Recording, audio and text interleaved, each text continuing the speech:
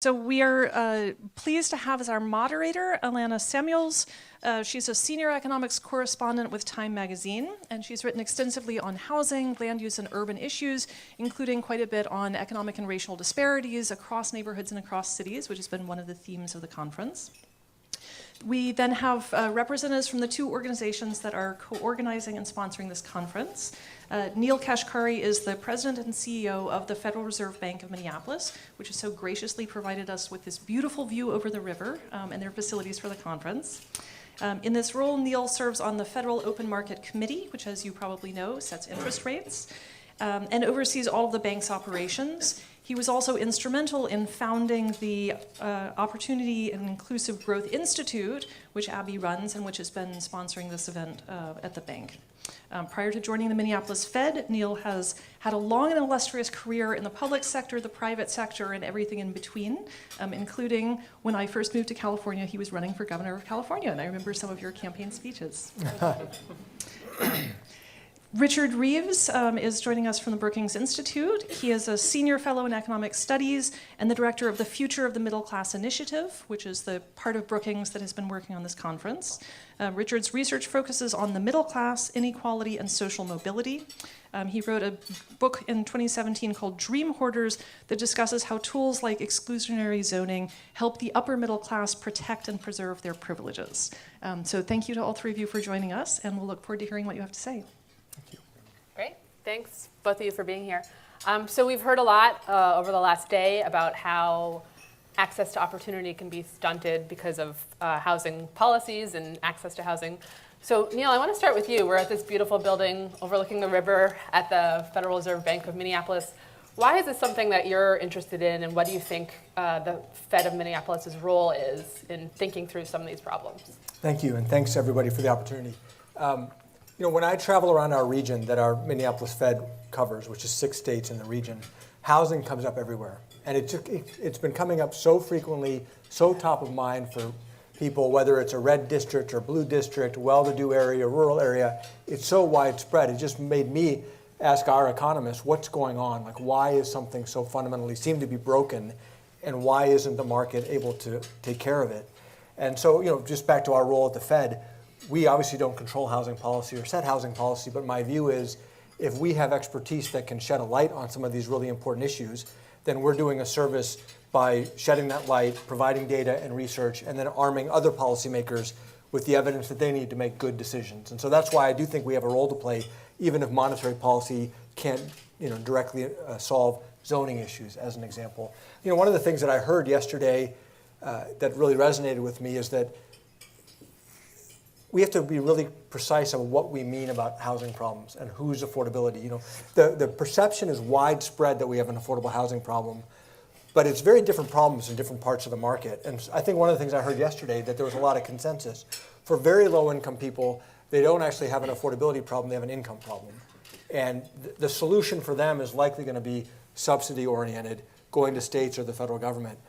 But for everybody else, that's not the solution, because there's just simply not enough money in the state budgets or the federal budget. You can't tax the middle class to then subsidize the middle class. That makes no sense. So how do you mobilize the market to come in at scale to try to build a lot more units and bring down housing? So anyway, I hope we talk more about this, but that's something that I think came up a lot yesterday, and that's why I think we need to be very precise on what the problem is that we're trying to solve, and then what are the right policy solutions to address those.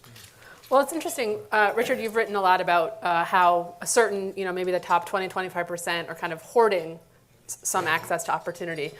And I'm wondering, we're at the beginning of a presidential election season. Are there national policies or policies that are not necessarily implemented on the local level, but on the federal level, that could really address some of these issues we've been talking about? Yeah, well, thank you for that question, and also just to take the chance to thank Neel and Abigail for just putting together an amazing conference. Thank you, and for allowing us to partner with you on it. It's been just a fascinating couple of days. I think actually it's the right place to start, because it's the political economy of this question that really interests me.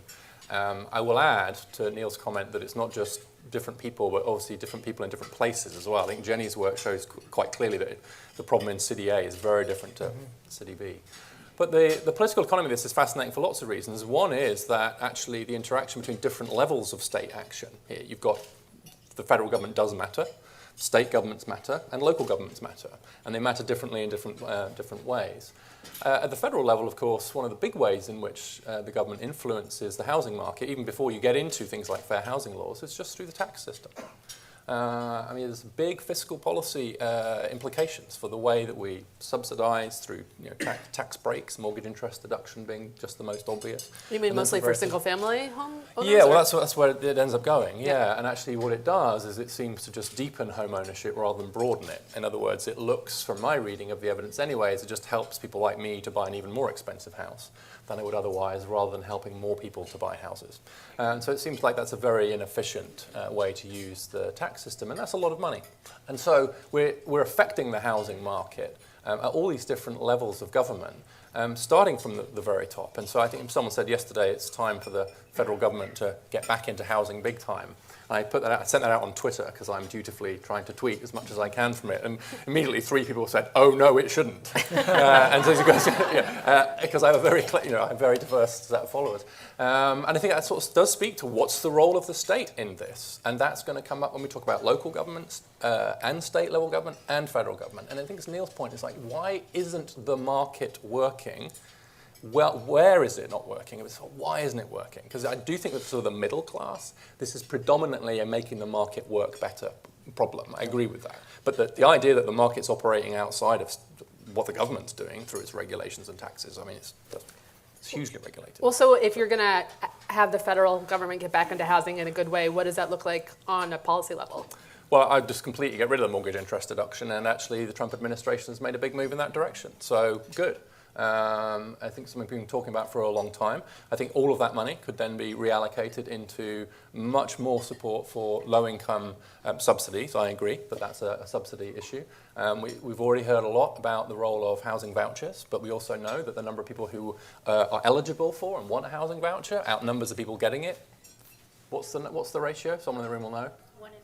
1 in 5, thank you. I was going to say 1 in 4, but it's 1 in 5. And that seems to me that would be a very good reallocation of federal resources. I would also like us to go back to some of the spirit behind the affirmatively furthering fair housing work that was going out under the previous administration, to actually hold more localities to account for whether or not they are actually in keeping with the spirit of fair housing. I think that's less likely to happen in the immediate future, but I think it's something we need to come back to. Well, so Neel, I know that you were in the Treasury during the last housing crisis, and I've started thinking a lot about home ownership. You know, obviously home ownership can help build wealth for families, but you know, for a lot of people it's out of reach. Do you think home ownership for all levels of Americans is still kind of policy that the government should be kind of pushing or supporting? Personally, I mean, this is just one person's opinion. I don't think the government should be pushing a policy of saying you should be investing in this asset class. I think that my humble opinion is the government should be creating an environment where people have a lot of choices and can make the decisions that are best for them. But I think if you just say, you know, housing is a good asset class, everybody should go buy a house, or gold is a good asset class, or this is a good asset class, good intentions, but it usually leads to a bad, taken to an extreme. So that's just my personal view. Well, it's interesting. I mean, I think we're talking a little bit about the federal policy, but if you think all politics are local, think about zoning. You know, there's been a lot of talk about zoning. And one of the questions I want to ask you, Richard, is how do you convince people that upzoning or inclusionary zoning is worth their support? You know, I think of the town I'm from, a suburb of Boston, and my brother's a school teacher, my parents are homeowners, and they are really worried about more housing being built, not because they're, you know, mean people, because they're worried about crowding schools and taxes going up, blah, blah, blah. So, you know, I think even though they believe in equality, the on-the-ground reality is different. So how do you talk to people about this and say this is for everyone's best interest? Well, that's a really big question. I'm thrilled we had the panel on politics and on the political economy of this for precisely that reason. I will say just a quick framing point, which is that, as you can probably tell, I'm a recovering European, sort of frying pan to the fire in some ways. From the UK to the US. And I've actually come to think this issue of land and housing is just every year that goes past, I think it's more important than I thought the previous year, particularly in the US, because as we've heard here, the US is shrinking economically. And so the issues What does that mean? Well, because economic activity is getting more concentrated, right? So if you draw the size of the US as an economic entity is getting smaller, right? And so it's become, I can never remember which one's centrifugal and which one's centripetal, but it's like the US economy seems to be more concentrative. I think that's centripetal. Thank you. Anyway, pulling together. And so what that means is that some of the issues that were previously very big in European countries, which were always smaller, are rising up here. You know, no one read Henry George or took the land value tax seriously in the US. His work had to travel across the Atlantic to be taken seriously. And so that's sort of shrinking. So I think these issues are really rising up the agenda. In terms of what you do about it, I love the point that was made yesterday, which is don't say you're banning one kind of housing, say that you're re-legalizing the other kind. I just think these framing things really, really do matter. But it's a fundamental problem because the people who think they're going to lose know exactly who they are and where they live, and which Tuesday evening to turn up to vote against the proposal. The people who may benefit from the proposal have no idea who they are at some point in the future, and they turn out to be lousy lobbyists. People who don't know who they are don't turn up, right? So that's then the role of kind of other groups. So there's a fundamental asymmetry, which is why you do need some collective action. That's why the questions are really delicate questions of how do you balance local control, which is a jewel in the crown of American governance, with market efficiency and fairness, I think is absolutely at the heart of this kind of housing debate. So I think you've got to start, that's why I asked the question about blunt force versus mindset change and all that. I'm not that optimistic that there's going to be some huge conversion on the part of many of these people, so let's frame it differently. Let's lower the stakes a little bit. I think the missing middle argument is really good. So you can change neighborhoods quite profoundly without making them look that different. So I think that there are ways to get into it that frames it, and we shouldn't allow the perfect to be the enemy of the good, right? We should take what we can get across the whole chain of the housing market and just hope the stories will then spread and people think, well, the sky didn't fall in. Well, so Neel, are there market-based arguments to say this is why we need to expand access to opportunity in a region, would you say? I think so. I mean, I think our region here is, if we don't do a better job, and I think Minneapolis is certainly trying, if we don't do a better job making Minneapolis affordable for working families, we will lose out economically to other regions of the country that are cheaper. I like the cold, but not everybody likes the cold. So if you have two places, one's warm and one's cold, that colder one's going to have to work a little harder to attract people to come there. I'll give you just an anecdote. I traveled up a couple of years ago, maybe 3 years ago when I first moved here, to Duluth, and I was visiting the Duluth area. And I visited a manufacturer there who had a new CFO. And he was telling me, oh my gosh, I cannot believe how expensive Duluth is. He just moved there. And I said, how expensive Duluth is? Where did you move from? He moved from Houston. If Duluth is more expensive than Houston, we've got a problem. And so here it is. I'll just say this is an economic competitiveness issue. If Texas has much freer zoning, shall we say, and it's much cheaper for people to live in Texas, and Minnesota doesn't try to adjust that or compete against that, we're going to lose economically to other regions. And so the good news is for the country, some states and some regions are going to be much more aggressive in trying to keep costs low, and the other regions that are not that aggressive are going to lose. And that's the way it should be. Now, I want to advocate for my region. I want my region to be competitive and to grow. But if we don't get our act together, we're going to lose, and we should lose. But doesn't the example of San Francisco or the Bay Area kind of counter that argument in that it's just getting more and more expensive and still people are moving there more and more and the economy is kind of growing more and more? I agree, but I think San Francisco and the Bay Area are such a unique micro ecosystem of tech companies and the culture of the tech companies and the people that they draw. I don't think that there are many lessons that you can generalize across the rest of the country. I mean, I do think, California, they had that, what was it, SB 50, where they were trying to change all zoning in California. You probably need something dramatic like that if you really want to address this. I mean, California keeps saying they have an affordable housing problem, and they keep doing the opposite of what the economics would suggest that they should do. So they're making their bed and they get to sleep in it. And by the way, a lot of companies are saying we're going to move to Austin because California is too expensive for our employees. So on some level, the market is working across the country. So my point is, if Minnesota wants to be economically competitive, we need to compete. Yeah, I think just to add to that, what's interesting about the debate about housing is that it's one of those real intersections between economic policy and social policy. I think because of the way housing interacts with education, wealth building, segregation, etc., it's a profoundly important area of social policy. but it's also a profoundly important area of economic policy. And so if you draw a Venn diagram of economic and social policy, housing is the thing that glows most in the middle. And I think it's why and also I think it has the option to be very bipartisan, partly for that reason. I think a lot of people worried about economic competitiveness and effective markets are in a similar place on some of these issues to people who are kind of worried about inequality and opportunity hoarding and social mobility. And so that, in both of those senses, the Venn diagram puts housing in the middle. Well, so if we're talking about some policies, moving to opportunity that are effective, but what about regions? I was in Japan a couple summers ago, and they actually have built a lot of housing, and so that's been actually pretty effective at increasing access to opportunity in big metro areas. Are there places in the US that you've seen make this work on the local level? So all I would do at this point is to just echo back what I've heard at this conference, to be honest, which was the girls a great question about where are the places and places like the Midwest and so on.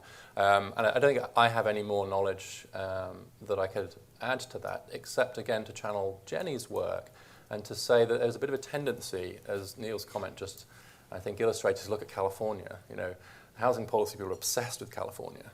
And I'm not saying California's not important and it's not big and it's nothing against California, it has problems. But I think as Jenny's work shows, actually there's a lot to be learned from a lot of other places that are doing it well, or at least kind of trying it, including places like this. And so I hope that as more places like Minneapolis move in this direction, that the housing policy world will start to see these sorts of places as the places to have their conferences rather than California. Just to ask, was there a certain place or data point from the conference that really stood out to you or resonated? Well, I love that framing point, the one I mentioned earlier about don't, re-legalize, don't ban.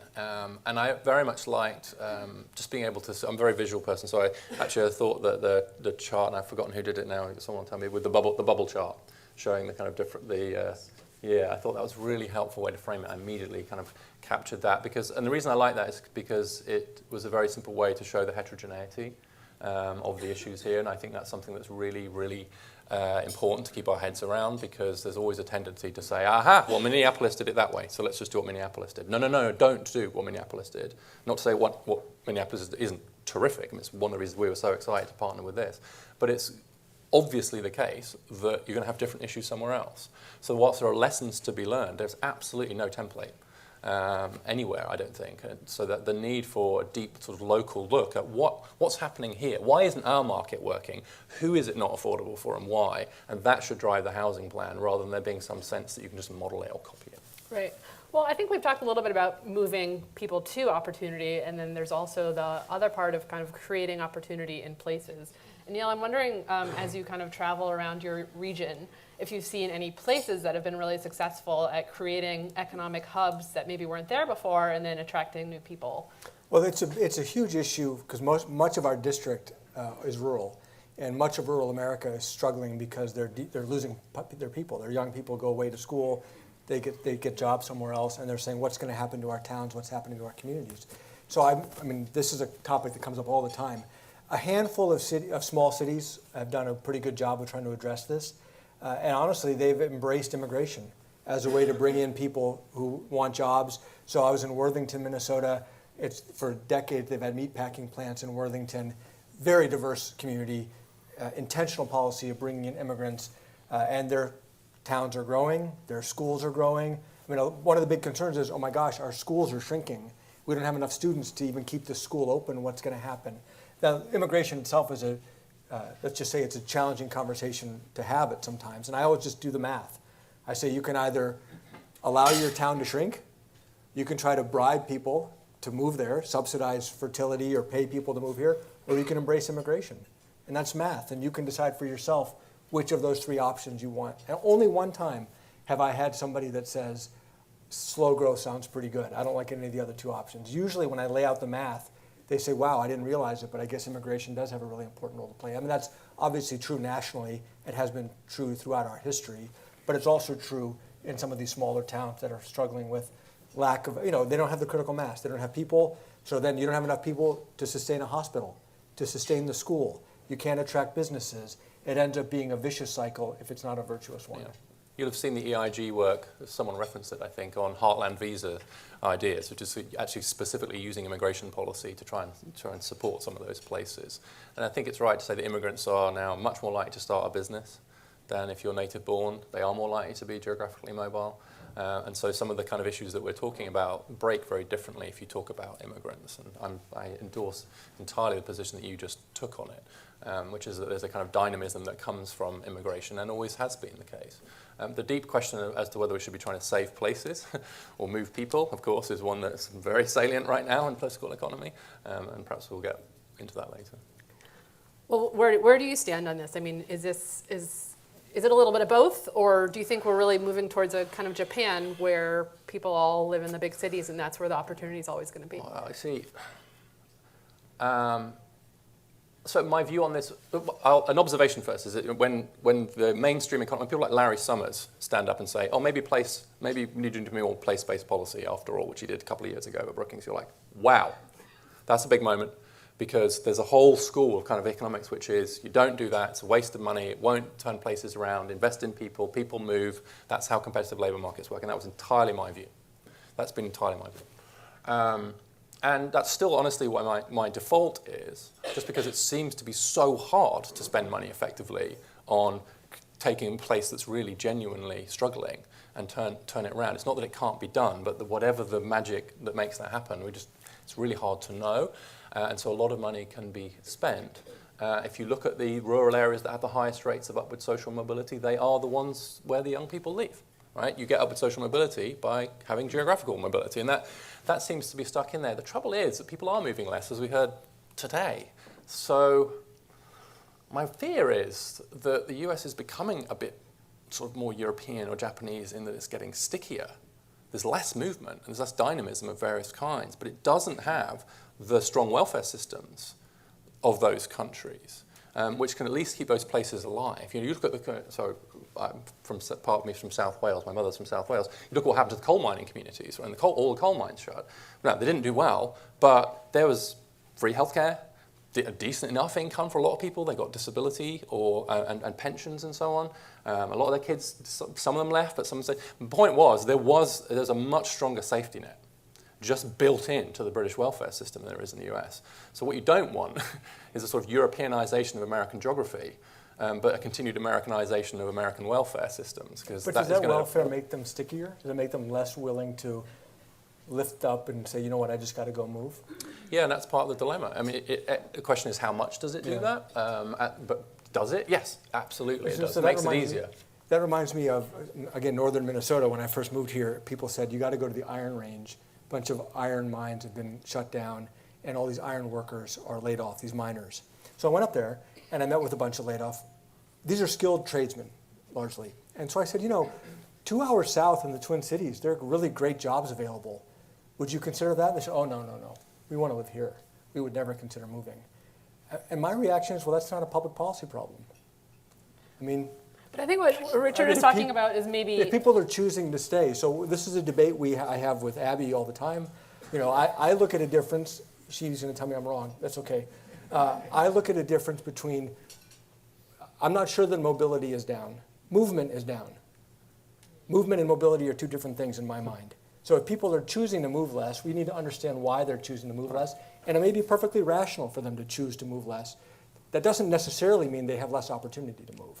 But you can also argue, I think, that the situation in some place like a Minneapolis makes it much less appealing for them to move, even if they don't want to. Maybe it's also the cost of the housing and the type of lifestyle they can have here. Maybe they can't afford, a kind of the rural lifestyle. I mean, I think there's kind of a play between what people want and giving people individual choice, and then the on-the-ground policies that influence those choices. Okay, so let's just explore this for a second, because I keep coming back to, I'm not unsympathetic, but I'm trying to focus on what are public policy problems that demand public policy solutions. So that same manufacturer in Duluth, I asked them, I said, are you running 2 shifts in your manufacturing plant? No, we run 4 days a week, because on Fridays, our workers want to fish and hunt. Okay, so let's say there are a bunch of workers who want to fish and hunt on Fridays. Does the state have a role to play to say, well, we'll help you get a job in Minneapolis, and then we'll subsidize you so you can fish and hunt on Fridays?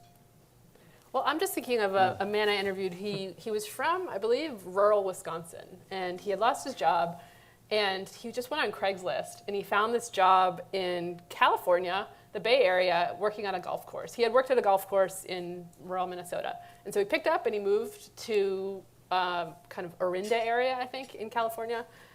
He doubled his salary. Of course, his housing costs went up, but he was a little more rural, and he felt like he was better off. He had the same lifestyle. He could still be outside, but he had this opportunity to move, and maybe California isn't the best example, but it seems like, are there policies that could make it more appealing for people to go where the opportunities are and still feel like they're getting the things that they want out of life? Yeah, I guess that's a good question. I don't know. One other anecdote, these are all anecdotes, so take it for what it's worth. A lot of employers say we can't find workers, and if you pay attention to, if you ever see me on Twitter, I'm just saying these companies are just whining because they don't want to pay more. And the evidence of this is North Dakota and the oil boom. People flocked to North Dakota because the wages went through the roof. So my observation is people are willing to move for a much better opportunity. They're not willing to uproot their lives for $1 an hour more. Right. So partly it's just the clearing price. Yeah, and then it speaks to the broader background inequality that you're seeing anyway. And also, if there's more concentration of economic activity, you might have to move further than in the past. So maybe there's fewer 2-hour moves now. Yeah. And I do think there's sometimes a bit of a tendency to say, well, there's lots of jobs in X place, which is 2,000 miles away. And most people don't want to move 2,000 miles away. And I think it's something of a tendency, because the policy debate, and here I'm sort of throwing myself under the bus, I think, is because those of us who are in the public policy debate tend to be quite geographically mobile people, very often quite upwardly mobile socially as well. There's sometimes we wouldn't say it quite this way, but sometimes there's a feel of, if only these people were more like me, right? If only they were willing to move, take risks, leave their families behind, etc. If only they were willing to kind of go to college, if only they were willing to try to, like I've done, then all would be well. And I'm not saying even that that's wrong, the thought, but it just troubles me a little bit that it's too comforting for those of us who are quite fleet of foot, right? We travel pretty light, to just assume that everybody else can do the same. And the places that aren't doing well, of course, there are still kids there. So even if you think, well, that's the express preference of the adults, you've got to worry a lot about what's happening to the kids because they're not necessarily choosing to stay there. And I think this issue about you bring the jobs to me rather than I go to the jobs, what I just observe is that it does seem like something shifted in the US, as all these charts show us. We don't really know why. We're talking about this over lunch now. And how we react to that, I don't know. And I think it depends whether you think that that's a permanent shift or not. If the US is permanently shifting to a stickier world where people are not going to move, that might be a different public policy problem to one where it's just a passing phase and we'll go back to the old American way of moving to where the opportunity was. Sorry, we're disintermediating our Go interview. You raised something that came up yesterday and that's come up in housing, which is broadly when I think about issues of inequality and struggles of working families and the middle class, I feel like there's this romantic view that life was so much better 30 or 40 years ago. And I think when you hold that up to a microscope, that's actually not true. So on housing, our economists, at my request, have done some analysis that says that half of the decrease in affordability for housing is because we're demanding bigger homes. Well, it was so much more affordable for my parents. Yeah, the house was half as big. So let's be honest with each other about that. That is not a public policy problem. Now, there are public policy problems around housing. So as we have all of these debates, right, I just keep urging myself and my colleagues to be laser focused on, are we sure this is worse? Is it worse? And then is it a public policy problem? And then does it actually demand a public policy solution? Right. Well, I think also, though, and we're going to go to questions in just a minute, so if you have a question, get ready to ask it. But, I think we've been talking a lot about housing, but as we saw in the presentation earlier, a lot of this is also about wages and income in certain cities. And so, are there, if you had, the ear of a presidential candidate, are there kind of income-driven or, political economy policies that can help kind of even out these income problems that are making people maybe feel less like they can move? Well, certainly, minimum wage is another great example of needing to do it locally, and not assuming that that you can set a level nationally that isn't damaging at some local levels. But one thing the federal government is good at doing is taking money off some people and giving it to other people. And so if we think that part of the solution is to get more money to some people, then you can do redistribution. In terms of public policy, nothing's easier than redistribution. In terms of politics, probably nothing's harder. because people don't, it's really hard to get them to move the money. I actually tend now to lean more towards policies, and this is not necessarily federal, which make money matter less. I think that one of the reasons why economic inequality is such an issue, particularly in the US, is because money matters for so many different things. If you could somehow decluster your economic situation from other things you worry about, like healthcare, like the quality of your kids' education, like, to some extent, the quality of the neighborhood you're able to live in, then maybe economic inequality wouldn't matter so much because money wouldn't matter so much. And so rather than actually investing huge amounts of political capital to try and get some redistribution, which is, in my view, hard and likely to be modest in its effect, I think we should be looking at the sorts of policies in housing, in education, elsewhere, which actually just mean that how much money you've got is less indicative of all the other things you're going to get. So it's more of a public goods argument than a redistribution argument. So more of a European model, almost. I wouldn't quite go that far, certainly not in this audience, but I think that's the thought, and I think it's the thought that lies behind a lot of the things we've just been discussing, right? If in order to live in a decent neighborhood with a good school for your kids, within reasonable distance of a decent enough job is very expensive, that's a problem.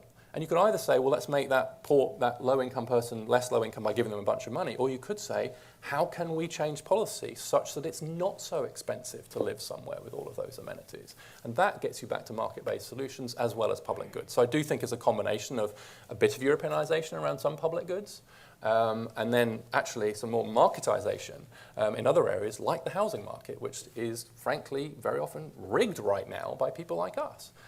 Something closer to a free market in housing would be great, certainly a lot better than we've got now. Before I open up to questions, I just want to ask Neel, we had some fine job numbers this morning, but there's been talk about a recession from time to time. Does all these policies and all this discussion go out the window? Do we care less about inequality in the event of a recession or economic downturn? Well, I think that's why we're working so hard to keep the recovery going, because we're finally seeing some benefits accruing to lower income workers. I mean, I've been lamenting that wages aren't picking up more quickly, but the place where they are picking up is at the low end, and that's wonderful news, long overdue. And unfortunately, the people who are last hired are most often the first ones fired in any kind of downturn. And so, this is, at least speaking for myself, why I've been advocating so hard.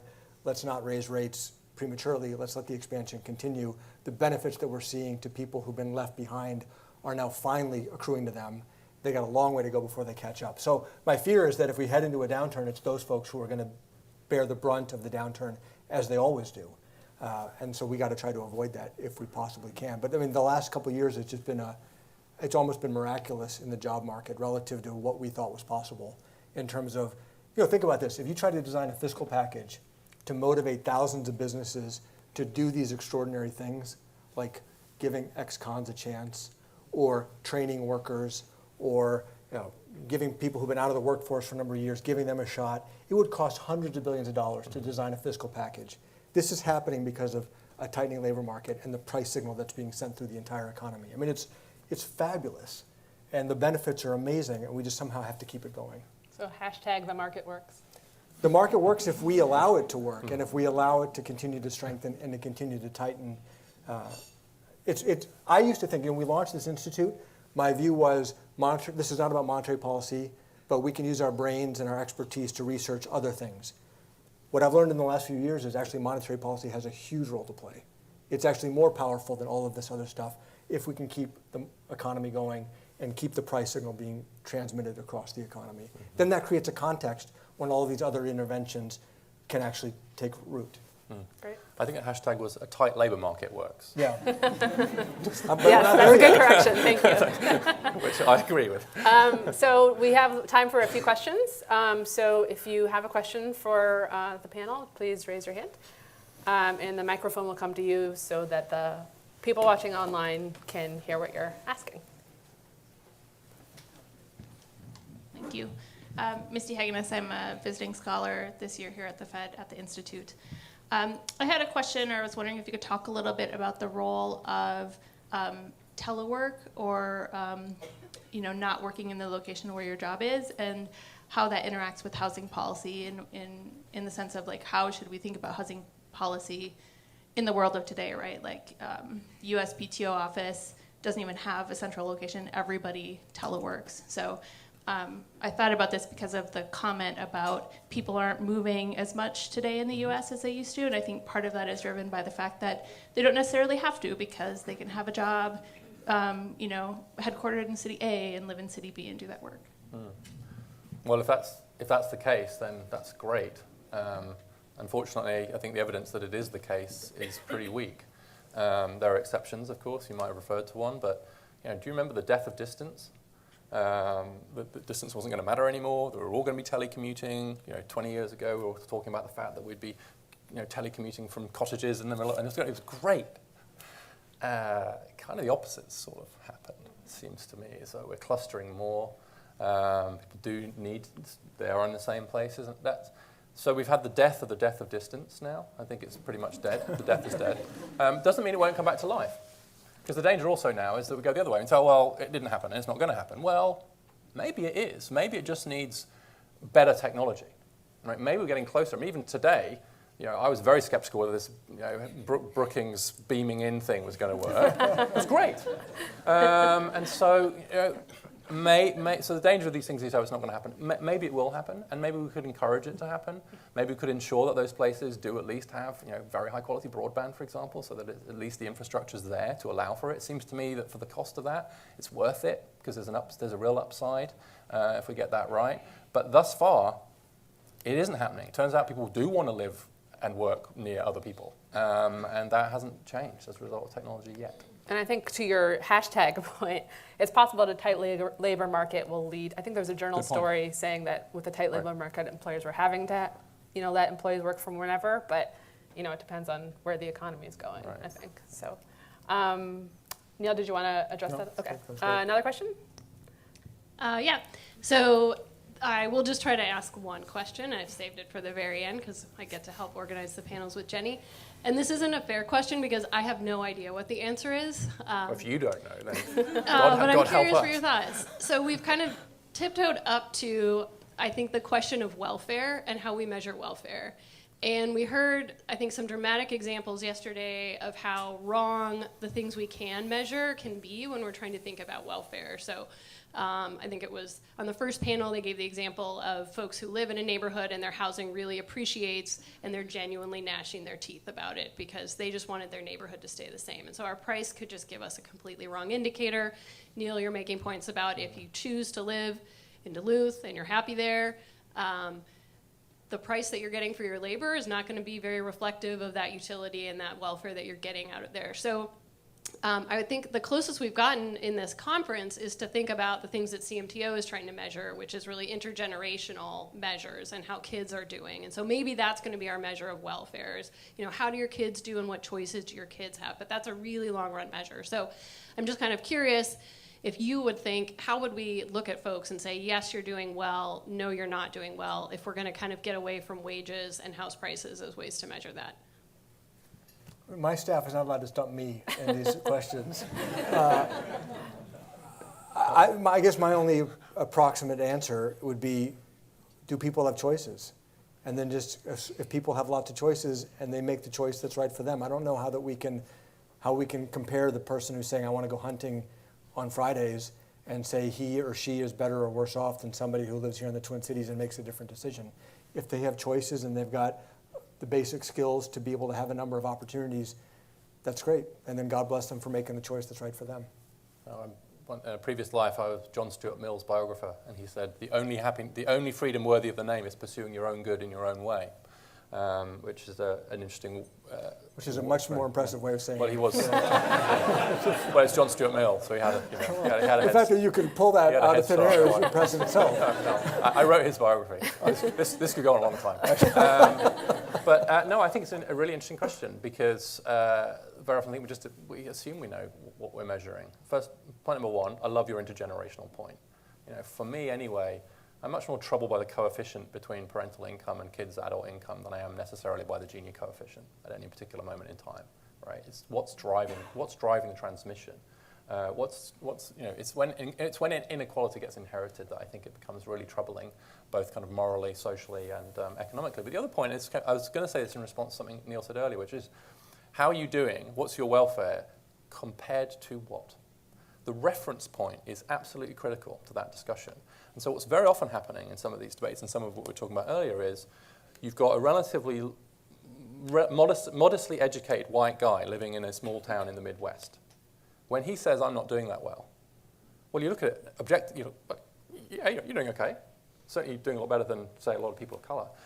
But he's comparing himself to his dad, his father, and his uncle, right? Relatively modestly educated white men living in a small town in the middle. They did amazingly well in the 50s and 60s, largely because they excluded a bunch of other people and because of gender norms and so on. And so in a way, there's kind of a bit of rent probably. In some ways, some of those guys were being overpaid.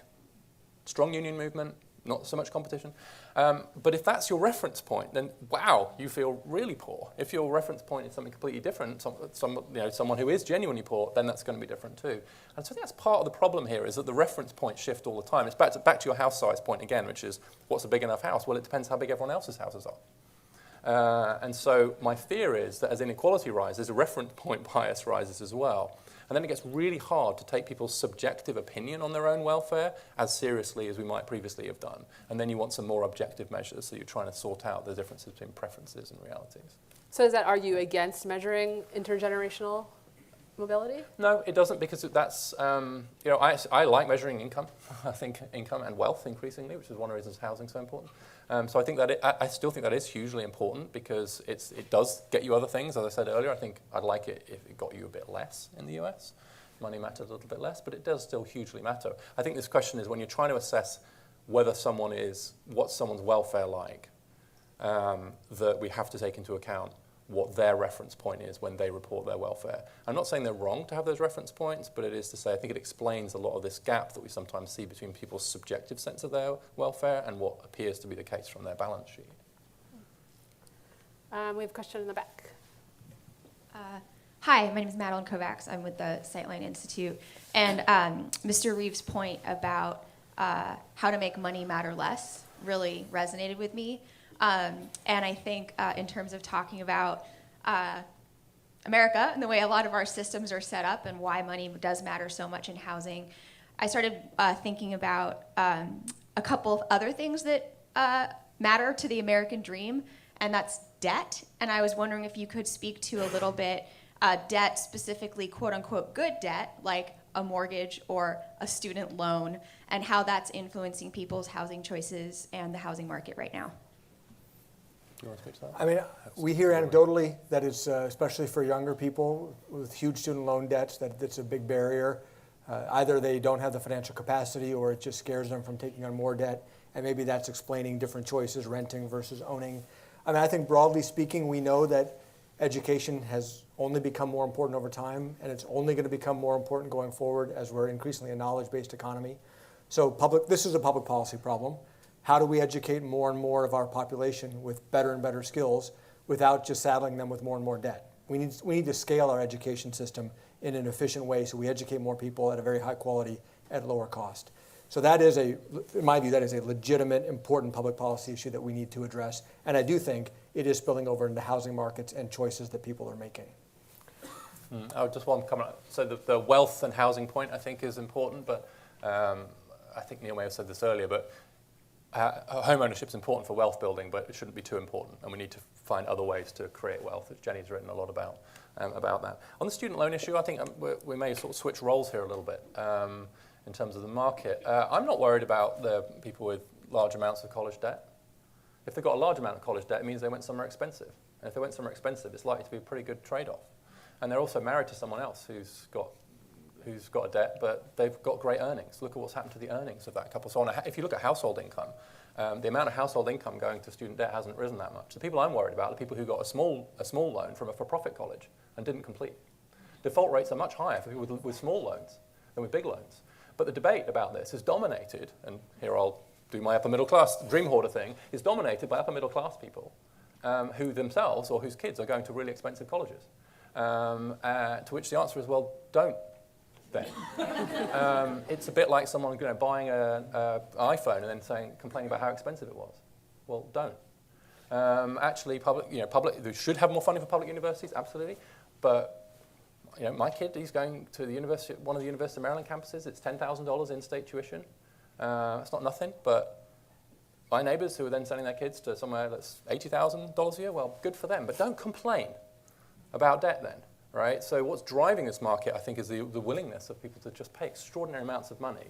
But if they can afford the debt, and if you get a PhD from Georgetown, do you get a PhD? No.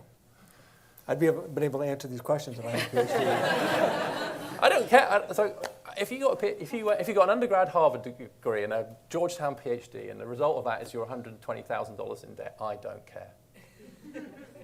But I mean, I'm very sympathetic with your view. But there actually are a number of people who go to a 4-year college and don't graduate, and they also have huge debts That's as the big well. problem. The non-completion. And the right. message is being out there that there's this. Completely agree. It's frustrating, but it's happening. A lot of low-income folks are scared of college because they've heard how expensive it is, and they aren't even trying. Or they've just been told it's unaffordable, it's out of reach, even if there are scholarship programs available. And so I think this is a bigger problem than just the upper middle class paying ridiculous tuitions at little tiny colleges. Sure. But then, of course, because it's such a heated debate, right? Look how much time Congress spends on that issue as opposed to on community colleges, for example. That it's out there all the time, and then it does create this sticker price problem for kind of lower income. And so we are sort of to blame for it. But the other thing else, because I agree with you that that's a real problem. And it seems to me this is a bit of another kind of American-European thing. Americans historically tend to think that their own destiny lies more in their hands than Europeans do. Europeans are more fatalistic. That's both a good and a bad. It's both a good and a bad thing for the US. It's a good thing. It's a bad thing because it means if you're poor, it's your fault. So that's costly. But it's a good thing because it means that if you do good stuff and you invest in yourself and maybe take some kind of risks, then you can do well.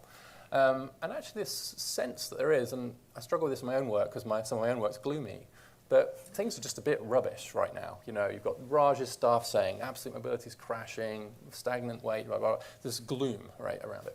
The trouble is that becomes an economic and social fact in and of itself. Because if you think, things aren't great and things aren't going to get much better, why would you spend money on college? Why would you risk moving to a new town? Why would you make the investments in yourself that are based on some sense of the future? So actually, the real enemy of capitalism is not socialism, it's pessimism. Because if we cease to have a sense of optimism that the future will be reliably better... So do you know who you're echoing, of course? I'm terrified to hear. Come on, the only thing we have to fear is fear. There you go. Okay, fine. I'll take it. I thought It was like a softball. Yeah, I know. right there I just for didn't. you. I just thought maybe it was going to be somebody else. But on a policy level, Neel, how do we make people want to take these risks now if they're afraid of the debt they're going to incur, or they're going to go to a college that goes out of business and they still have to pay, the loan? I think the market actually here is starting to work. I mean, you're seeing a lot of stories of small, very, very expensive liberal art colleges going out of business. Yeah. And God bless them, they should, because they're charging $80,000 a year for something that shouldn't cost nearly like that. I'm also, anecdotally, I meet a lot of our employees here. I'll meet them in the cafeteria and they say, oh yeah, I'm going to school part-time and get my master's degree. I'm like, where are you going?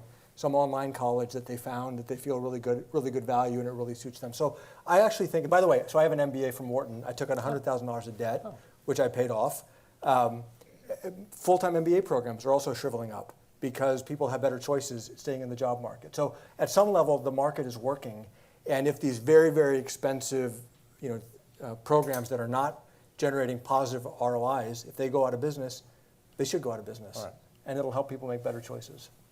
I think we have time for one more question. Yeah.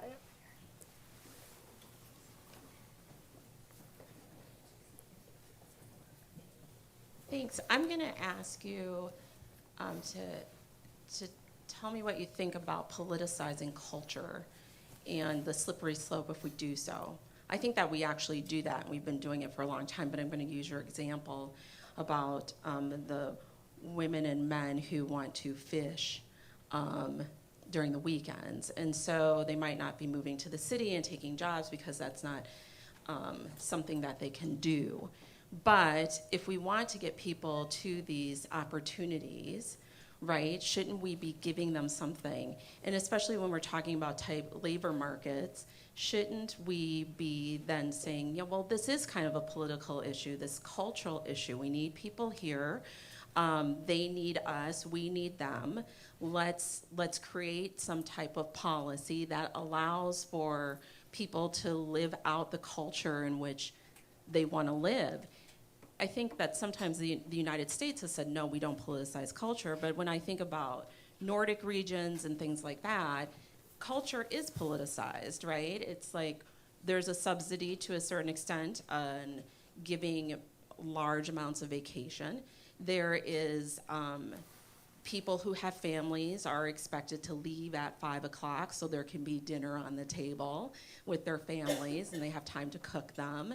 Maybe single people leave at 5:30, I think I read. So my question is that maybe we've just chosen not to politicize culture in such an obvious way, but I'm wondering if the market itself, as I use in air quotes because I'm not an economist, that it's pushing us to go there and to really think about doing it in a more formal way. And I would even point to healthcare. And how we've seen that transition through the Obama administration and things. So that's my question to you.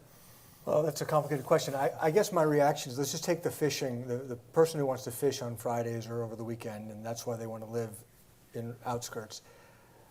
You know, we're seeing anecdotes of companies saying, we'll bus you to and from. You don't have transportation, we'll arrange a bus and bus you to our factory and take you home. To me, if a private sector company wants to do that, to tap into that labor market, that's fabulous. I really struggle in seeing that the state government or the federal government should pay taxpayer money because somebody says, well, I want to live here so I can have this recreation on the weekend. That to me feels like a bridge too far, but that's Neel's opinion. And you and I are two voters, we can have different opinions, and that's just one person's opinion. I agree with that. I would also say that the US is, historically, the culture of the US has been about dynamism and diversity. And so I think what we're looking for is a way to approach some of these questions where we are maybe taking away some of the risks that people will share collectively, but that we actually honor the fact that people are going to have very different views about how to balance many of these things. They're going to make their own trade-offs.